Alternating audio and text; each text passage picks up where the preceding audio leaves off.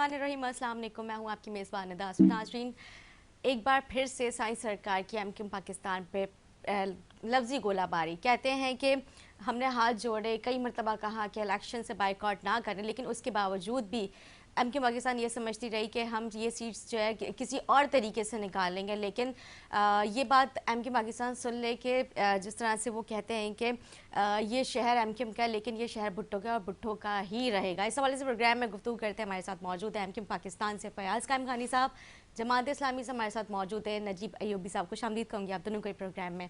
आपसे इफ्तिताह करूँगी प्रोग्राम का, क्योंकि जिस तरह से आप देख रहे हैं 2 दिन से एमक्यूम पाकिस्तान को पीपल्स पार्टी की जानिब से, स्पेशली मुराद शाह साहब की जानिब से जो है तनकीद का निशाना बनाया जा रहा है। इससे पहले अगर हम बात करें, हमने देखा जिस तरह से शर्जीना मेमन साहब ने भी जो है कई जो मतलब उन्होंने जिस तरह से एमक्यूम पाकिस्तान के थोड़े से गुस्से का भी इजहार किया, काफ़ी सके अल्फाज बोले।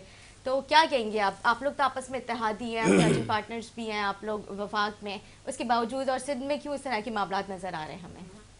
निज़ा, बात ये है इसमें कि बिल्कुल एक सिंपल सी एक निशानी है। बल्दियाती इलेक्शन के अंदर एमक्यूम ने बाइकाट किया, सही, ठीक है।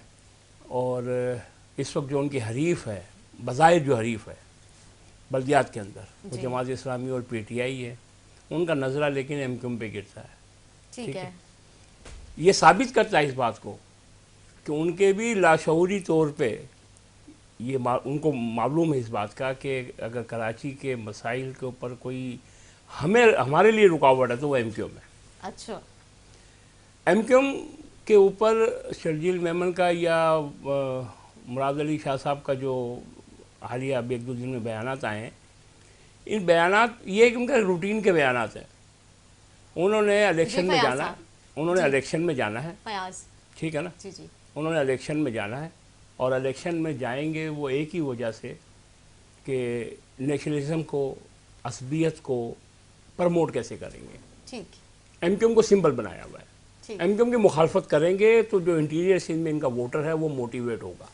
इसकी कोई वजह नहीं है कि देखें जी हम महाजिरों के खिलाफ हैं, वो महाजिर सिंध के दुश्मन है, महाजिर सिंध का दुश्मन है और हम इनके खिलाफ हैं। ये अपने वोटर्स को मोटिवेट करने के लिए, एक्टिवेट करने के लिए, और ये असबियत के ऊपर इन्होंने मामला खड़ा किया हुआ। ये इनका हर इलेक्शन से पहले ये मामला चलता है, ठीक है। ये हर इलेक्शन, चाहे वो बल्दियाती इलेक्शन हो, चाहे वो जनरल इलेक्शन हो, इन्होंने यही इनके पास जो मंशूर है पीपल्स पार्टी का सिंध के अंदर, यही मंशूर है इसका, ठीक है, कि जी के असबियत के ऊपर, तासुब के ऊपर अपनी कंपेन चलानी है इन्होंने, ठीक है। अब ये बैठे बिठाए जो है वो एमक्यूम की मुखालफत शुरू कर दिया, हालांकि एमक्यूम तो बल्दियात के मामला में है ही नहीं इनके साथ, आपने तो बाइकॉट किया, ठीक है। लेकिन क्योंकि असेंबली के अंदर ये आपको कह रहा हूँ ना, कराची जो है वो भी सिंध है और सिंध ही रहेगा। नहीं, मैं भी ये आपसे कह रहा हूँ इस बात का कि हमारा एक ही एमक्यूम का मौकिफ ये है, अगर आप कराची को सिंध समझते हैं तो ये कराची का हल नहीं होता, सही, ठीक है। अगर आप कराची को, हैदराबाद को, शहरी सिंध को सिंध समझते तो ये 40 और 60% का कोटा नहीं होता, मेरिट पे होता, ठीक है। अगर आप शहरी सिंध को सिंध का हिस्सा समझते तो आपने 70 से जो कोटा लागू किया हुआ है वो कभी कभी ख़त्म कर दिया, उसके बाद 3 दफ़ा आपकी हुकूमत आ चुकी है, ठीक है। आप शहरी सिंध को सिंध का हिस्सा समझते नहीं है, आपने खुद डिवाइड किया हुआ है शहरी सिंध और देही सिंध।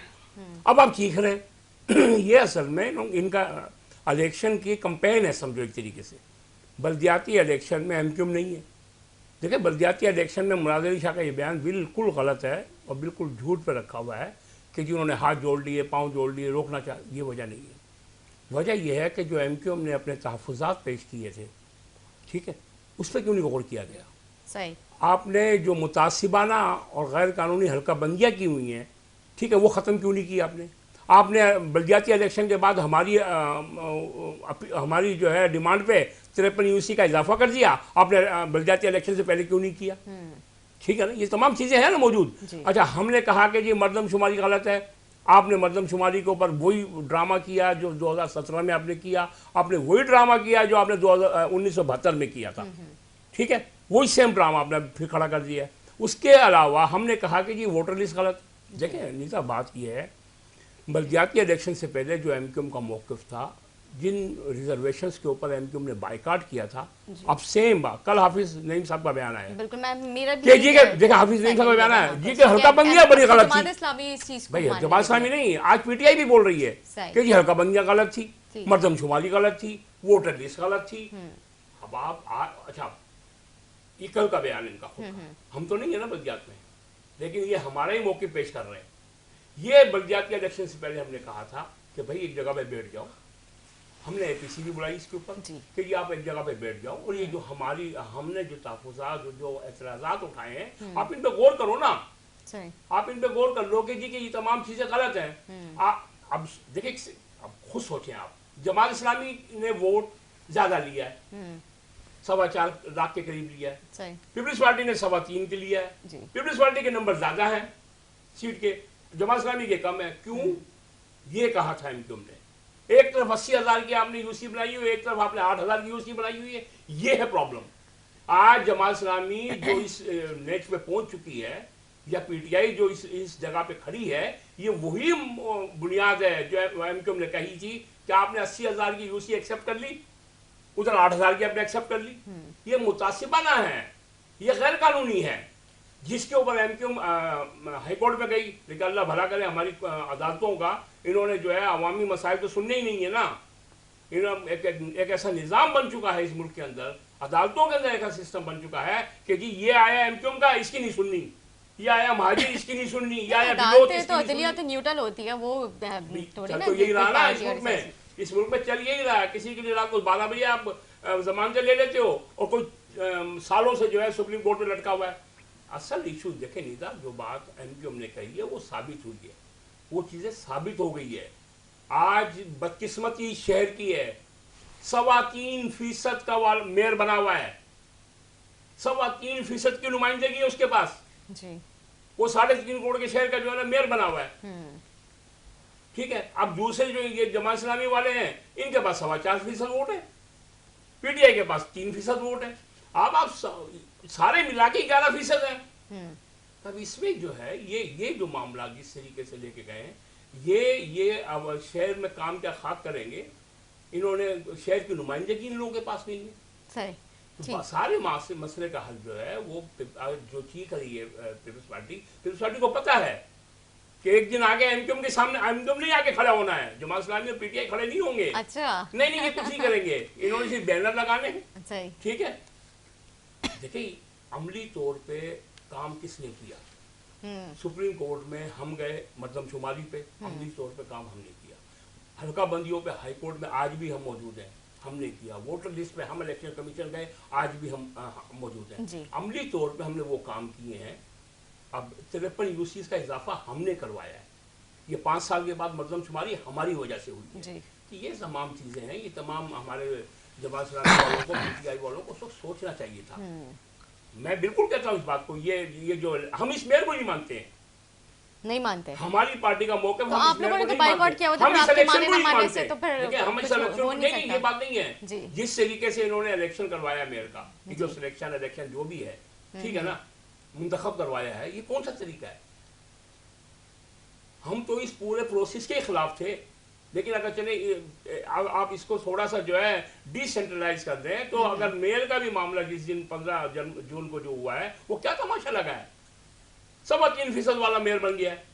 ठीक, ये बात तो है। तो तो नंबर नंबर जिसके ज्यादा होंगे तो जाहिर मेयर उसी जमात का आएगा। नजीब साहब जी, अस्सलाम वालेकुम, बिस्मिल्लाहिर्रहमानिर्रहीम। फैयाज कायमखानी भाई ने तो मेरे दिल की बातें कर दी आज माशाल्लाह, और बहुत तर्जुमानी की है अहले कराची की, और पहले दिन से यही कह रहे हैं माशाल्लाह, ये बहुत अच्छी बात है। अच्छा, जिस तरफ निशानदेही फरमाई है आपने भी और फैयाज भाई ने भी, बात यह है कि वाकई जग हसाई तो हुई है, और कोई भी जमहूरियत पसंद इस पूरे इलेक्शन के इस प्रोसेस को नापसंदीदा निगाहों से देख रहा है। अच्छा। और जिस तरीके से जो कैलकुलेशन है कि 193 वोट एक तरफ हैं और 172 वोट एक तरफ हैं, तो उसूली तौर पे तो जो आइन का जो अच्छे शहरों में, अच्छे मुल्कों में जो रवायात जमहूरी कायम है, उसमें तो ये नहीं होता। इलेक्शन का प्रोसेस तो पूरा मुकम्मल हो चुका था। अब ये इलेक्शन मेयर का इलेक्शन नहीं होता, बल्कि इसमें मेयर का ऐलान किया जाता है और डिप्टी मेयर का ऐलान किया जाता है, ये आइन कह रहा है। लेकिन इसके अंदर जो रास्ते पीपल्स पार्टी उसकी आदी है, उसने सेनेट के अंदर जो गेम मचाया था कि रईसानी वाले इलेक्शन में और उससे पहले के उसने सारे लोगों को ख़रीद के वो सिलसिला किया, तो यही गेम अब शुरू हो गए हैं। फिर फॉरवर्ड ब्लॉक की एक नई कहानी जो है वो डेवलप की गई, ये भी इन्हीं के दौर में मुतारिफ होनी शुरू हो गई चीज़ें, लेकिन आइन में ये रास्ते बंद हैं और आइन इसको कहता है नलमाइड होगा सारा सिस्टम। अभी भी हाफिज नईमुर रहमान साहब ने, जमात इस्लामी ने जो अपील हाई कोर्ट में भी दायर की हुई है, इलेक्शन कमीशन को भी लिखा है, और ये जो मामला हुआ इस पे थोड़ा सा हम मूड अच्छा करते हैं। एक लतीफ़ा सुन लें, मुर्तज़ा आपको इन्होंने मेयर तो खैर बना ही दिया है, जिसने भी बनाया और जैसे भी बनाया, ठीक है जी, अब आप थोड़ा सा मूड अच्छा करें। एक बच्चा बड़ा ज़िद्दी था, एक बच्चा बड़ा ज़िद्दी था, और वो जब भी उसके वालिद घर आते थे तो वो फरमाइश करता था कि मुझे ये चांद चाहिए खेलने के लिए, ये चांद चाहिए, इशारा कर। अब वालिद थके हारे आते थे, वो कहाँ से चांद लाएंगे, मसनूई तौर पे वो खिलौने ला के दे देते थे, लेकिन वो कहता था मुझे खेलने को चांद ही चाहिए, चांद ही चाहिए। तो बच्चे की वालिदा ने इसकी इस कदर जिद को देखते हुए आजिज होके उसको एक ढीली नेकर पहना दी। अच्छा, ढीली। अब वो सारा वक्त उस नेकर को पकड़े घूमता था, वो चांद की यूं यूं करके फरमाइश नहीं करता था कि जहां उंगली उठाएगा चांद की तरफ तो कहीं उसकी नेकर ना गिर जाए। तो हकीकत में पीपल्स पार्टी और मुर्तज़ा वहाब के साथ ये सीन हो गया है, यूं यूं करके लोगों को गायब करवा के उनको मेयरशिप का ऐलान तो कर दिया गया, लेकिन उस ऐलान को फैयाज भाई मशरूत कर दिया नोटिफिकेशन को कि अगर अदालत सुनती है सारे मामला तो ये कराची की क्या खिदमत करेंगे कि ये 3% के भी मेयर नहीं रहे।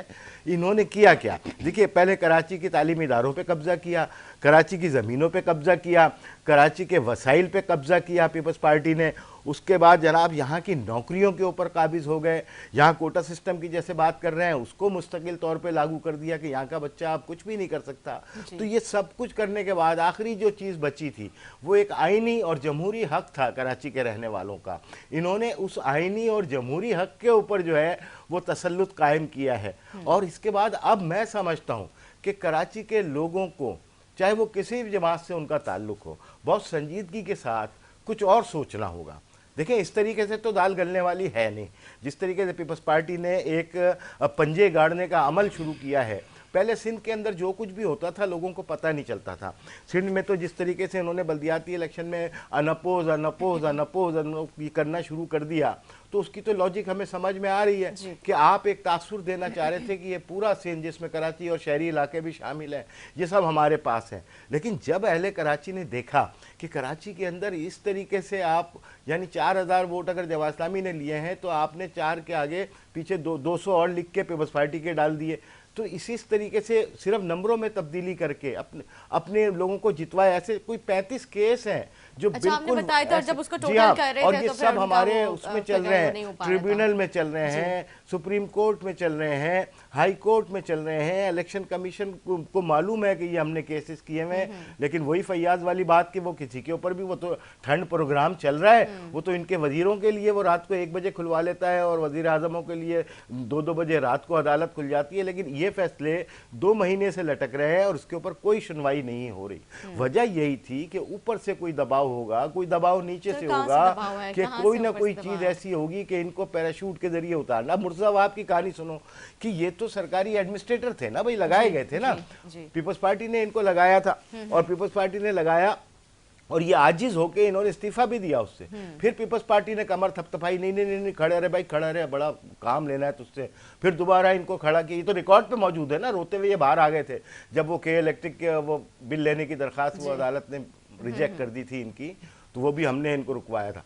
तो रोते हुए बाहर आ गया कि मैं नहीं करूंगा, काम बड़ा मुश्किल है, फला है, मेरी बात नहीं मानते, फला नहीं मानते। बच्चा रोने लगा, पहले जिद कर रहा था, फिर ये रोने लगा। उसके बाद फिर पीपल्स पार्टी ने कमर थपथपाई कि नहीं खड़े रहो, हम तुम्हारे लिए कुछ करते हैं। तो इनको खड़ा करके अब ये भी आईनी एतबार से गलत है। एक फर्द जो कि सर्व कर रहा हो गवर्नमेंट के किसी ओहदे पर, किसी भी जिम्मेदारी पर, वो इलेक्शन नहीं लड़ सकता 6 महीने, लेकिन इनको जो है वो उसके अंदर उतारा गया बगैर इंतखाब लड़ाए। हालांकि बल्दिया का कानून नहीं, रिजर्व हो या कुछ भी हो, बल्दिया का कानून ये है कि आप इलेक्शन लड़ के आएंगे। अच्छा, रिजर्व मेरे ख्याल से उनकी जो कारकर्दगी रही है कराची में, उन्होंने थोड़ा बहुत डिलीवर किया है। लड़ लेते ना इलेक्शन नहीं लड़ा और आइन में तरमीम करवाई गई। आप तो आप खुद कह रहे हैं मतलब जो एक कानून है उसके मुताबिक 6 महीने नहीं लड़ सकते थे, इसलिए रिजर्व के नहीं तो फिर मेयर का भी नहीं लड़ सकते ना उस कानून के तहत। तो उस कानून के तहत आप मेयर वेयर कुछ भी नहीं आ सकते, बल्दिया के अंदर आप आ ही नहीं सकते। 6 महीने गुजारने के बाद आप किसी भी तरीके से इलेक्शन लड़ें जिमनी सीट के ऊपर, कोई और मामले पर आ जाए। और अभी भी यही हुआ कि इनको पैराशूट से उतार दिया गया और पैराशूट से उतार के आपको मेयर बना दी। इसका मतलब ये हुआ कि आपकी तैयारी पहले से की जा रही थी और वो तैयारी कर करा के आइन को अपने हिसाब से तोड़ना। अच्छा, ये जो बात करते हैं कि हम बड़े जमहूरियत पसंद हैं, तो ये खाक जमहूरियत पसंद है। इन्होंने कभी भी इनको वो जमहूरियत सूट करती है जिसमें इनकी हुक्मरानी हो, और जब इनकी हुक्मरानी नहीं होगी जिस जमहूरियत में, वो अपने दोस्तों को ये गालियां देने लगते। यानी एमक्यूएम ने किस किस हद तक जाकर पीपल्स पार्टी की सपोर्ट नहीं की होगी, आपकी सोच है। एमक्यूएम ने इनके लिए बड़ी कुर्बानियां दी हैं हर बुरे वक्त में। एमक्यूएम आज जब ये वजीर आला का बयान था तो मैं खुद परेशान था कि ये तीरों का रुख इस तरफ कैसे हो गया है। ये तो इस सारे प्रोसेस के अंदर अपना एक एतराज जमा करा के बेचारे साइड में बैठे हुए थे, इनके ऊपर मतलब इन्होंने एक शराफत का मुजाहरा किया ना कि अपना एहतजाज ऑन द रिकॉर्ड लेके आए, अदालत के अंदर गए, फ्लोर्स के ऊपर बात की, टॉक शोज के अंदर बात की, उसको एक रिकॉर्ड पे लेके आए। तो उसके बाद तो इनका इस प्रोसेस से हिस्सा नहीं था। अब या तो ये होता कि ये तीरों का रुख कहीं और करते, अपने ही दोस्तों पे जो है वो इन्होंने जब कमर देखी होगी तो अपने ही दोस्तों से मुलाकात हो गई, ये तीर तो वहां से आ रहे हैं वजीर आला हाउस से। तो बहरहाल ये जमहूरियत पसंद लोग नहीं है, ये काबिज हैं, ये कब्जा माफिया है, ये वडेरा माफिया है, इनसे जुल्म और सितम और जबर इबारत है। इन्होंने कभी भी जमहूरियत की बात नहीं की। हाँ, राग जरूर अलापते हैं ये जमहूरियत का। देखिए इस वक्त वाज़े तौर पर कराची के मैंडेट पे जिस तरीके से कब्जा किया है, और इनको तो खुशी, अगर ये जीते होते तो इनके चेहरों से तो खुशी फूटनी चाहिए थी ना कि इन्होंने जनाब फतह कर लिया है, कंकोर कर लिया है कराची को, कड़कड़ कड़कड़ आगे जीत गए। लेकिन ऐसा कुछ नहीं है, वही वजाहतें, वही रोना पीटना, वही अब इनकी तरफ तीर, कल को हमारी तरफ तीर। तो भाई तुम लोग अगर जीते हो, अगर जायज़ जीते हो तो तुम्हारे चेहरों से लगना चाहिए था ना। और जमात इस्लामी अगर जायज़ हारी है तो आज हमें तो रोना पीटना, यौम सोग मनाना चाहिए था ना। आज पूरे पाकिस्तान के अंदर जमात इस्लामी का कारकुन जो है वो पुरअज़म और तवाना है कि ये तो ढीली चड्डी किसी वक्त भी उतर जाएगी इनकी, और उसके बाद आना हम नहीं है। और उसके बाद तो ये सारी सूरत हाल है। तो इस गलत फहमी को दिमाग से निकाल देना चाहिए कि पीपल्स पार्टी कोई जमहूरियत पसंद पार्टी है, ये कब्जा पसंद पार्टी है। इसने कब्जा करना सीखा है। अब आपको मैं क्या बताऊं बीबी, ये जब 71 के इलेक्शन हो रहे थे तो जान मोहम्मद अब्बासी भुट्टो के मुकाबले पे वहीं से खड़े हो गए लाड़काना से। इनकी अना को ठेस पहुंची, उनका है मेरे मुकाबले पे भी कोई आ सकता है। तो जमात इस्लामी सूबा सिंध के अमीर थे, वो उनको वहां से किडनैप करवा लिया गया और जो जुल्म सितम की दास्तानें रकम हुई हैं। उसके बाद सिंध के अंदर जितने लोग जमात इस्लामी के उम्मीदवार थे उनको इन्होंने गिरफ्तार किया और अगवा किया, और पता भी नहीं चल रहा था कि कहाँ हो गया। एक असम्बली में जमात इस्लामी की आवाज़ थी डॉक्टर नज़ीर शहीद, उन्होंने जाके फ्लोर के ऊपर वज़ीर आज़म थे इस वक्त ये जुल्फ़िकार अली भुट्टो, उनको ललकारा, उनके ऊपर तनकीद की। तो अगले एक हफ्ते के अंदर उनकी जो है डेड बॉडी मिलती है डेरा गाजी खान से। मशरकी पाकिस्तान का जो भी अलमिया हुआ उसका जो सबसे बड़ा मरकजी किरदार है वो याहिया खान और जुल्फ़िकार अली भुट्टो है। आपके प्रोग्राम में मैं आपको बताता हूँ कि जुल्फ़िकार अली भुट्टो साहब ने उस वक्त के फील्ड मार्शल को अपने पास, जो सदर याहिया बाद में बन गए थे तरमीम के बाद, उनको अपने रत्तो डेरो बुला के 1 हफ्ता रखा था। और वो क्या क्या महफिलें वहाँ पर हुई होंगी, वो शौकीन भी थे याहिया खान साहब बड़ी चीज़ों के। तो वो उसके बाद ये फैसले हुए कि मशरकी पाकिस्तान में उधर शेख मुजीब को जाने दो, इधर मगरब पाकिस्तान हम। तो ये अपने तसल्लुत के लिए पाकिस्तान को छोटा करने पे तैयार हो जाते हैं, और कर दिया इन्होंने। तो कराची क्या चीज़ है इनके लिए? ठीक है सर, जब क्योंकि नजीब साहब ने जैसे कहा कि आपके इत्तेहादी, अब उनका जो तीर का निशाना है आप लोगों की तरफ, उसका रुख कर गया है, मतलब तनकीद पे तनकीद की जा रही है। मैं मुराद अली शाह की जो उन्होंने कहा ना कि कराची भुट्टो का है जी, और कल शर्जी नाम एमन साहब ने भी कहा था इस हवाले से। जी बिल्कुल, किसी के बोलने से ना किसी चीज़ का कोई मालिक बन सकता है। जी, स्टैटिस्टिक्स बताते हैं आप इनकी। अच्छा, उनको ये भी शिकायत है आप लोगों से कि आप लोग पहले भी वफाकी हुकूमत का हिस्सा रहे हैं और अब भी है, मतलब एमके पाकिस्तान ने कराची के लिए कुछ नहीं किया, कुछ तो आप लोग मंगवा लेते कराची के लिए, कुछ मेगा प्रोजेक्ट्स लेके आ जाते। मुराद अली शाह के कहने से या शर्जील मेमन के कहने से, दावा करने से कुछ नहीं होता। स्टैटिस्टिक्स बताते हैं जी, इसका पैमाना इंतखाबात है। ठीक है जी। आप इनकी सॉरी आप इनकी बल्दियाती 90 सीटें उठा के देख लें, इन्होंने कराची के कौन से एरिया से ली है जी, किस एरिया से ली? डिस्ट्रिक्ट सेंट्रल सबसे बड़ा डिस्ट्रिक्ट है जिसमें 50 के करीब यूसीज है, इनकी 3 यूसी है। 50 में से 3 यूसी है। ठीक है। ठीक है, आप वेस्ट उठा के देख ले, आप साउथ उठा के देख ले, आप ईस्ट उठा के देख ले, आप ये पहले एनालाइज किया जाए कि इन्होंने वोट लिया कहाँ से। मलीर और बाकी समझे दिगर, ना? हाँ इन्होंने डिस्ट्रिक्ट मलीर जो है बनाया और डिस्ट्रिक्ट एक किमाड़ी इन्होंने बनाया। ठीक है, ये जो हल्का बंदी हमारा ऑब्जेक्शन है वो इसी बात पे है ना कि मलीर के अंदर आप उठा के देखें यूसीस कितनी हैं और सेंट्रल में कितनी है, आबादी कितनी है डिस्ट्रिक्ट ईस्ट की। तो आप इसको एनालाइज जब करेंगे तो ये दावा इनका खुद ब खुद ही जो है ना वो एक लतीफ़ा बन जाएगा, मजाक बन जाएगा। अच्छा। अरे भाई दावा तो ऐसा कर रहे हैं जैसे इन्होंने जो है 80% वोट लिया हो। ठीक है, अगर हम यूसी वाइज इनका जाते वो- हैं उनकी बिल्कुल सही काउंटिंग कह में रहे हैं तो तो आप- सही। आप मेरी बिल्कुल बात तो सही कह रहे समझे। हैं। जो अभी कराची के technical- बाहर के इलाके हैं जो इन्होंने जो नए पेरिफेरल बनाए हैं, बिल्कुल, जैसे इन्होंने वहाँ बताया पर कि टैक्टिकल अरे अगर मैं हम आपको तरीके बता से रहा इसको हूँ देखते हैं। दीदी, जी मेरी बात सुनिए जरा। जी। जो कराची का पेरिफेरल एरिया है, जी। ठीक है, जो मजाफाती एरिया है जहाँ इन्होंने कोठे आबाद किए हैं, अभी पिछले 12-13 साल में इन्होंने ये काम किया है कि इन्होंने कराची के इर्द गिर्द जो है कुछ कोठे आबाद किए जिनको इन्होंने कराची का हिस्सा बना दिया। ठीक। ठीक है, वो वहाँ पे जो इन्होंने 6-8 हज़ार लोगों की एक यूसी काटी है जो हल्का बंदियाँ की हैं। उन हल्का बंदियों की एक सीरीज के ऊपर ये बल्दियात के अंदर आ गए। चलो वो आ गए, सही। 90 सीट्स हैं। ठीक है, 246 में से 90 सीट्स इनके पास है। चलो वो भी कराची का हिस्सा मान लेते हैं, मान लिया। अरे कितना फीसद वोट लिया है? 3.25% वोट लिया है। आप कराची का दावा कर रहे हैं कि कराची भुट्टो का है और भुट्टो का रहेगा तो 3% पे भुट्टो का रहेगा, 3.25% पे भुट्टो का रहेगा। किसी सूरत में भी ये ड्रामा है सारा इनका। मैं आपको एक ये और मजाक बात कर रहे बताऊं हैं। बड़े मजे की। जो दावा जो फैयाज बात कर रहे हैं कि ये तो जो कराची की सराउंडिंग है ना, इन्होंने नई आबाद स्कीम समझो बनाई और 15-20 साल से ये सैलाब के नाम पे लोगों को यहाँ बुलाते थे, यहीं आबाद यही कर काम हो देते रहा थे, है ना। उनकी वोटर लिस्टों में डालते थे और कराची का जो वोटर है उसको काट देते थे। ये सारी मैनेजमेंट तो वो कर रहे थे, किया है काम। लेकिन अच्छा, इस वक्त मैं ये बात आपसे कह रहा हूँ कि बात ये है एमक्यूएम गई एक जाली डोमिसाइल के ऊपर हाई कोर्ट के अंदर। सही। ठीक है, फिर वो मैं कहूँगा कि जी अदालतों के भी रवैये मोतसबाना हो गए हैं। अदालतें अगर खुदा ना खासा मुतासिब हो जाए तो क्या बचता पीछे। वो हमारी हमने तमाम उसके डॉक्यूमेंट्री प्रूफ जो है ना उसके लगाए ठीक है कि भैया ये देखो ये जाली डोमिसाइल जी के ऊपर आप इस पे हमारी पिटीशन में फैसला कर दें। ठीक है, लेकिन हमारे साथ वही रवैया कि हमारी वो पिटीशन उन्होंने डिसमिस कर दी बगैर किसी ग्राउंड के, सही। बगैर किसी वजह के। चले जी हो गई। तो हमने जो ये जो कराची के अंदर नौजवान जो है इस वक्त ये जो बेरोज़गार है ना, इसकी बड़ी वजह ये जाली डोमिसाइल है। इन्होंने कराची के और शहरी सिंध के डोमिसाइल बना के और जो देही सिंध के जो नौजवान थे उनको नौकरियां दे दी हैं। जो डबल डोमिसाइल का अच्छा, जो अब आप लोगों ने डबल सुना डोमिसाइल हुआ, हो हाँ गया जी, ना। बिल्कुल। अच्छा, वजह इसकी क्या है कि कराची में 60 डिस्ट्रिक्ट है। 60 डिस्ट्रिक्ट में 7 डिप्टी कमिश्नर जो है वो इनके हैं। एक ही लासानी ग्रुप है, ठीक 100 के करीब असिस्टेंट कमिश्नर है। जी 100 के 100 असिस्टेंट कमिश्नर वो एक ही लासानी ग्रुप के हैं। डोमिसाइल बनाएगा कौन? एसी और डीसी बनाएंगे ना, बिल्कुल। मुख्तार करोड़िए बनाते हैं। जी। अब इन्होंने ये सारा खेल इस समय मचाया हुआ है। रेवेन्यू पूरा इनके पास है 100%, एक ही लसानी ग्रुप के पास है।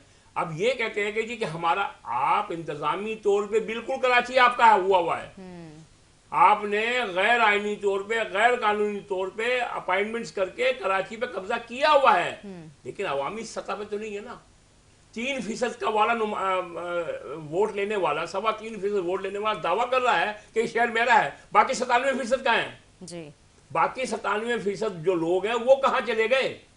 अब ये दावा करते हैं कि भुट्टो का वो कराची है, तो भाई भुट्टो का कराची जो है होता तो पिछले 15 साल से आप हुकूमत कर रहे हो, 15 साल से सिंध गवर्नमेंट हुकूमत कर रही है, तो आपने कराची को तो एक अलग हिस्सा बना के रखा हुआ है ना। अच्छा, क्योंकि ज़ाहिर अभी आप लोगों ने भी इसके ऊपर काफ़ी एतराज़ात उठाए थे और जो मेयर की जो इख्तियारात थे उसके हवाले से भी काफ़ी आप लोगों की शिकायतें थी कि ये तो हम बात करते भी रहेंगे, लेकिन क्योंकि ज़ाहिर मेयर जो है वो उसका नाम हो चुका है और मेयर कराची जो है ज़ाहिर सी बात है अगर वो मतलब अगर कि अब तो आ ही चुके हैं मुर्तज़ा नवाब साहब और डिप्टी मेयर अब्दुल्ला मुराद जो हैं उनके इख्तियारात के हवाले से मुझे बताएं, क्योंकि जो इख्तियारात का रोना आप लोग भी रो रहे थे, आप लोगों को भी इस बारे में पता है। ये जमात इस्लामिया लोगों को भी समझना चाहिए।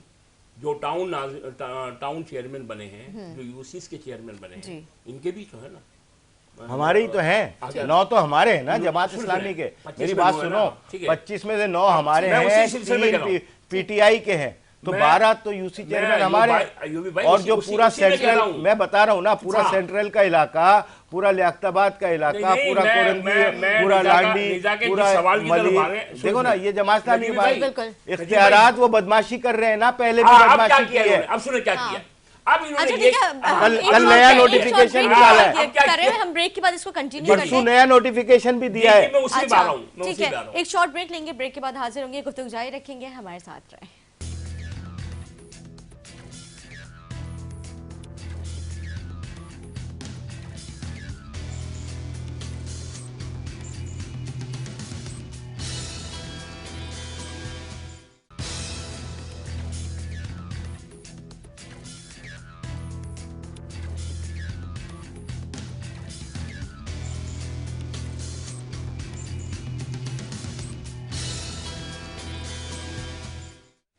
जी नाज़रीन, खुश आमदीद। ब्रेक से पहले गुफ्तगू हो रही थी इख्तियारात के हवाले से, क्योंकि मेयर कराची के जो इख्तियारात है उनका रोना, क्योंकि हमने देखा जैसे एमक्यूएम पाकिस्तान वो भी इख्तियारात के हवाले से उन्होंने काफ़ी इस हवाले से गुफ्तगू की, मेरे प्रोग्राम में भी काफ़ी प्रेस कॉन्फ्रेंस भी की गई थी, और एक मेन वजह ये भी थी बाइकआउट करने के इलेक्शन, और इसके अलावा जो है जमात इस्लामी को भी था एतराज़, PTI को भी एतराज़ था। लेकिन ये जो भी मेयर कराची मुर्तज़ा वहाब साहब जो हैं, क्या वो उन्हीं इख्तियारात के साथ काम करेंगे या फिर उनको बाख्तियार जो है मेयर बनाया जाएगा? निदा, एमक्यूएम के जो तहफ़्फ़ुज़ात थे बाइकाट के, उसमें जो चौथी बड़ी वजह थी वो थी बल्दियाती इख्तियारात की। बिल्कुल ठीक है, बल्दियाती इख्तियारात के लिए हमारे वसीम अख्तर जो हमारे मेयर थे वो 2017 में जो है ना जी, और सुप्रीम कोर्ट चले गए थे। जी, ठीक है, 140A के ऊपर, 18वीं तरमीम के बाद 140A के ऊपर जो है इख्तियारात बल्दियात को मिलने थे। ठीक, हम चले गए सुप्रीम कोर्ट।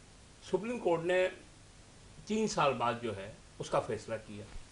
सिंध गवर्नमेंट को ऑर्डर किया, डायरेक्शन दी कि फ़ौरन इसकी कानून साजी करें और बल्दियात को निचली सतह के ऊपर सियासी, इंतज़ामी, माली इख्तियारात 140A, आर्टिकल 140A के तहत दिए जाएँ। ये भी हम ही गए थे सुप्रीम कोर्ट, और ये ऑर्डर लेके हमने 1 फरवरी 2022 को लाके जमा दे दिया इनको।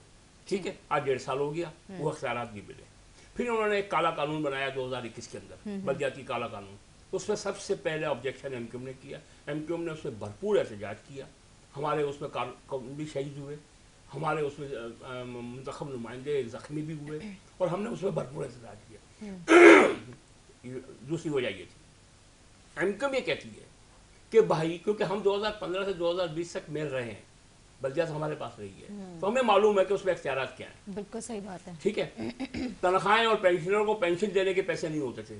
सिंध गवर्नमेंट ने सबसे बड़ा 18वीं तरमीम की आड़ के अंदर जो सबसे बड़ा फ्रॉड जो किया हुआ है, उसने 18वीं तरमीम की आड़ के अंदर जो बल्दियात के रेवेन्यू के जितने भी महकमे थे उस सब पे कब्जा किया हुआ है। अच्छा, KDA उसके पास है, वाटर बोर्ड उसके पास है, KBC उसके पास है, Sindh government Sindh building control authority उसके पास है, इसी तरीके से ये लोकल टैक्सेस उसके पास है, ऑक्ट्रा उसके पास है। यानी कि जितने जहाँ से इनकम बल्दियात जनरेट करेगी वो सारे के सारे सिंध गवर्नमेंट ने कब्जा किया हुआ है। तो अब वो उसने अपने ऊपर, जबकि वो जो डिपार्टमेंट है वो मेयर के अंडर में है। अच्छा, इन्होंने क्या किया हुआ है कि वो जो डिपार्टमेंट जिससे इनकम जनरेट होती है बल्दियात को, जिससे बल्दियात चलेगी कैसे, ठीक है, वो इन्होंने सिंध गवर्नमेंट ने लिए हुए।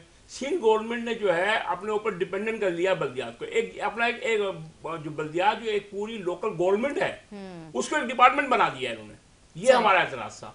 अच्छा, अभी देखें, अभी जिस तरह ये जो भी अभी ये ड्रामा बल्दियाती हुआ है, अब इसके अंदर भी क्या हुआ है, इन्होंने आज से 2 दिन पहले एक नोटिफिकेशन निकाल दिया है कि ना जो चेयरमैन और जो वाइस चेयरमैन के पास जो इख्तियारात थे, जो माली इख्तियारात थे, वो इनसे सर्व कर लिए।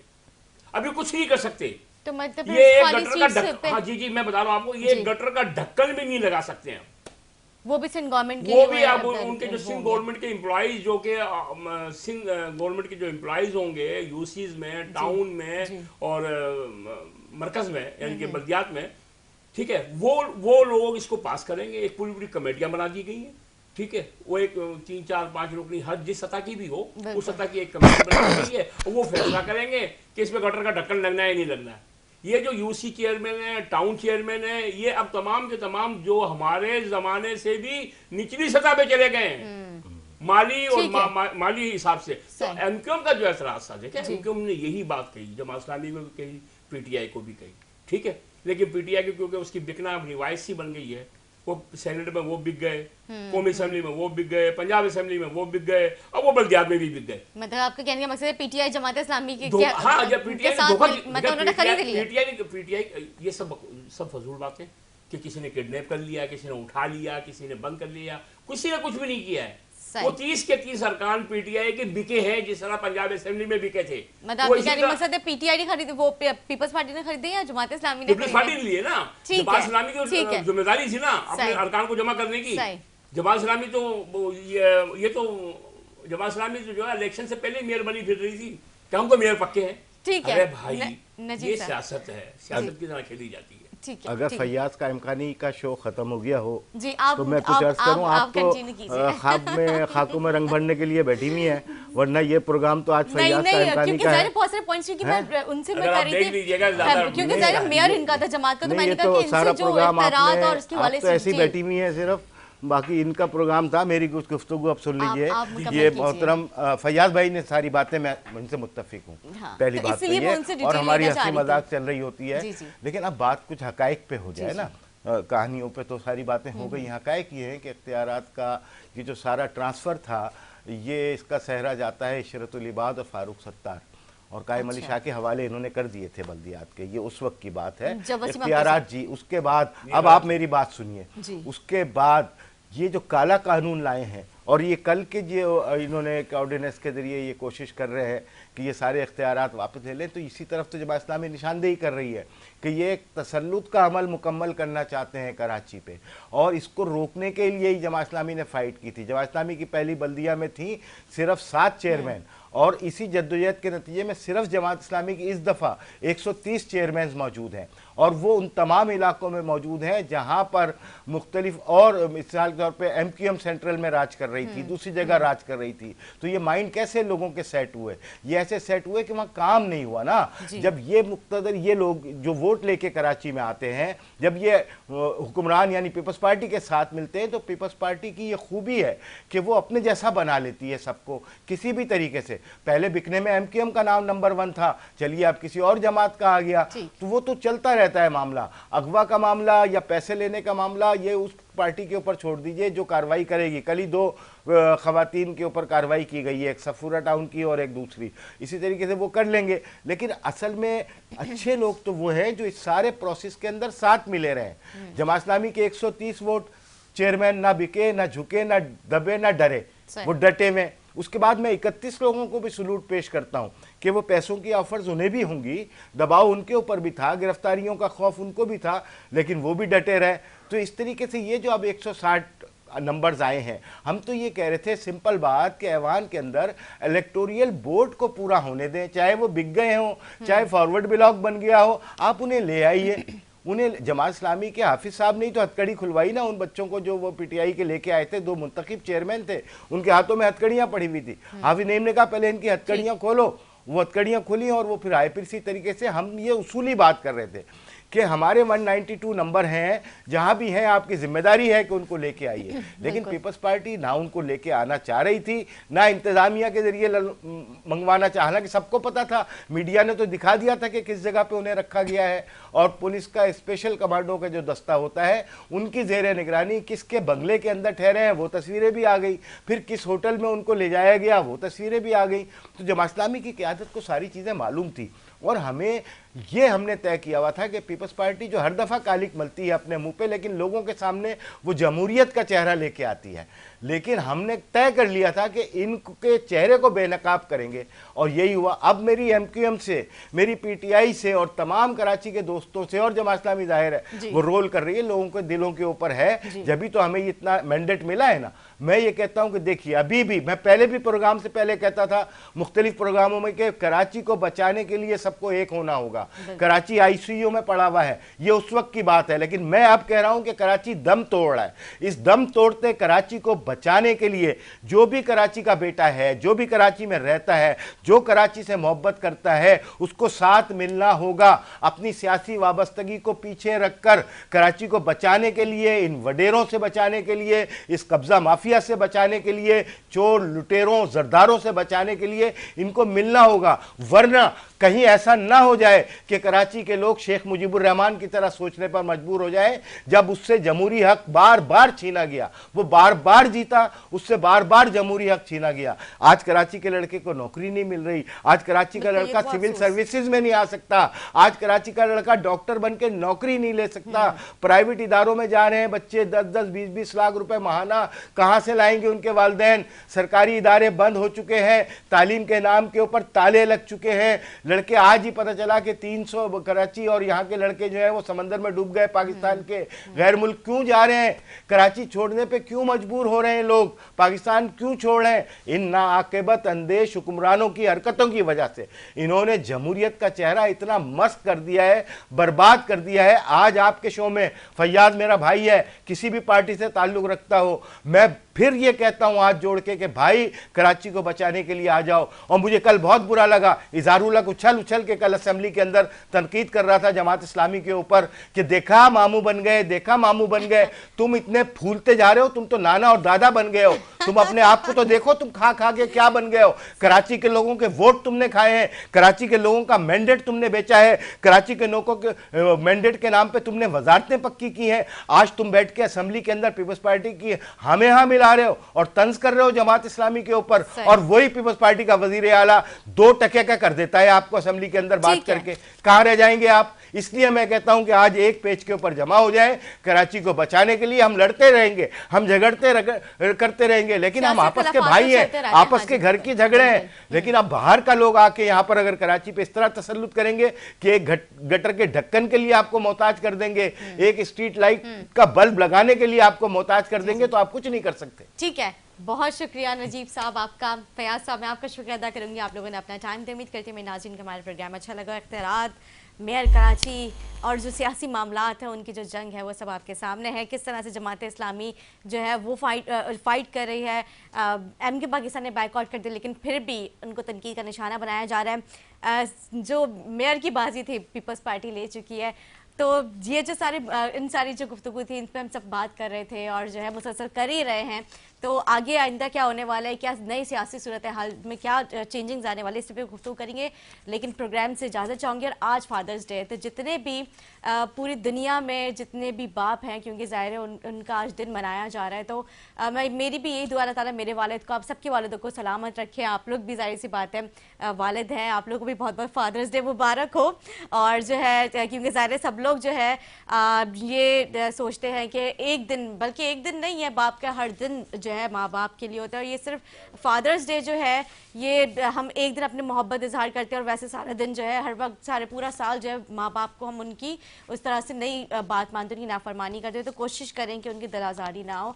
ये आज एक छोटा सा मैसेज देना चाहूँगी। बाकी अपनी मेज़बान निदा से इजाज़त, मुझे, मेरे मेहमानों को, मेरी टीम को दुआ में याद रखें। अल्लाह हाफ़िज़।